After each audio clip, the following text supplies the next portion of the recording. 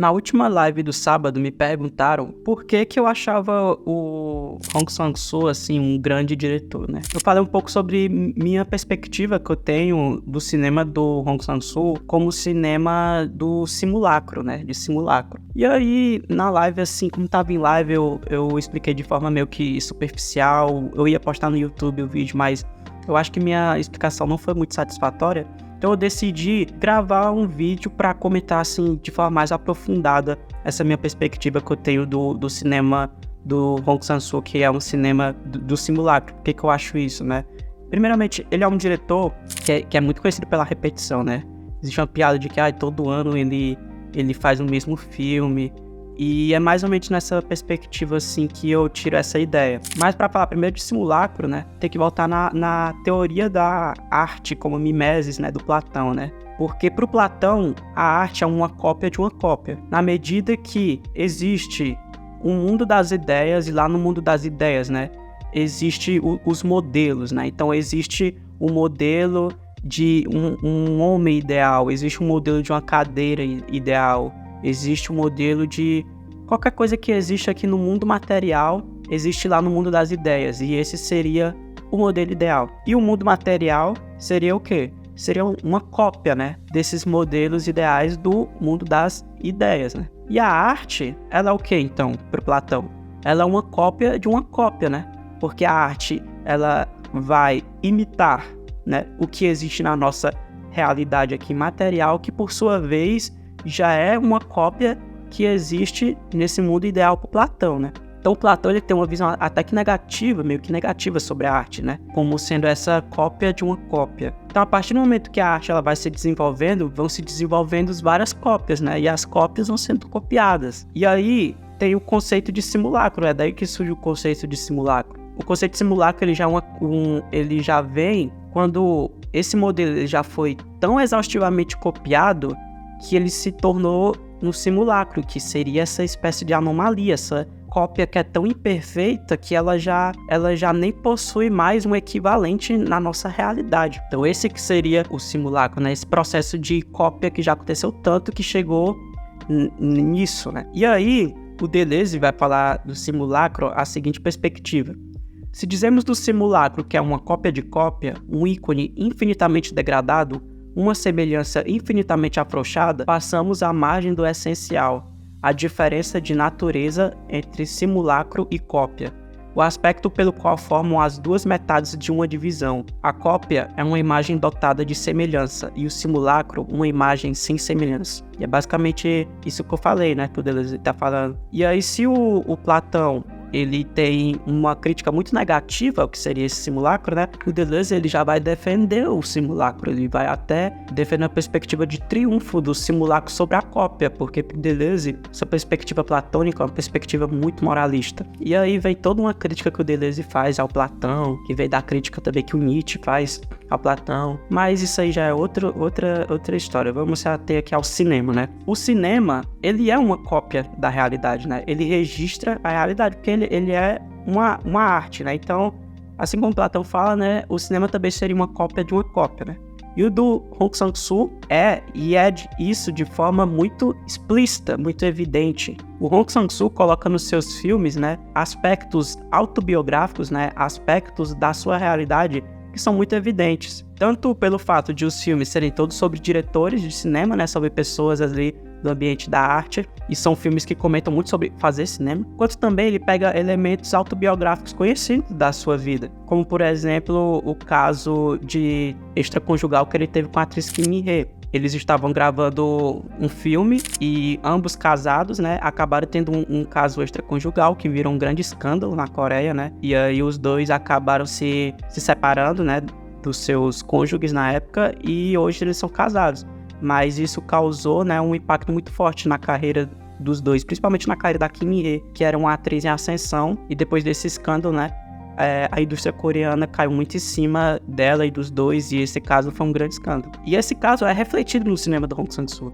Ele mostra isso em alguns filmes, ele mostra diretores e atrizes, né, entrando em casos extraconjugais, e isso fica muito evidente como isso é baseado na realidade, até porque ele usa muito a Kim Mi-hee nos seus filmes, né? Então, o Hong Sang-soo, ele é um diretor que ele busca se aproximar da realidade, mas é um mundo próprio. Você vê que ele se aproxima da realidade, mas a todo momento ele quer mostrar que aquilo é um mundo próprio, um mundinho dele. Não é à toa que o Hong Sang-soo, ele tem vários códigos, várias regras que se repetem nos seus filmes. Se você for ver os filmes do Hong Sang-soo, você vai ver várias coisas que se repetem, tanto acontecimentos quanto modos de filmar, né?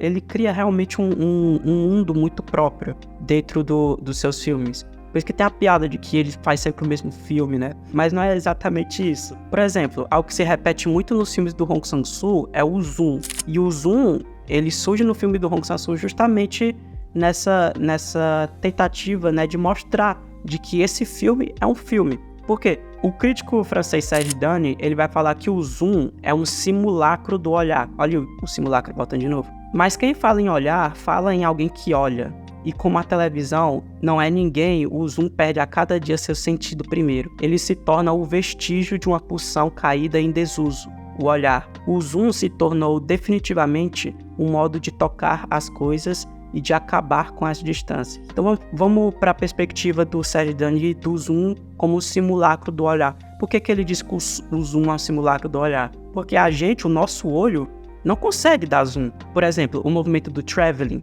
do cinema, a gente até consegue, né, de certa forma, replicar com o nosso olho um traveling, né, olhar para a esquerda, olhar para a direita, consegue olhar para cima, a gente consegue olhar para baixo, mas dar zoom, o nosso olho não consegue. Só o cineolho, né, consegue fazer isso. Só a câmera consegue fazer isso.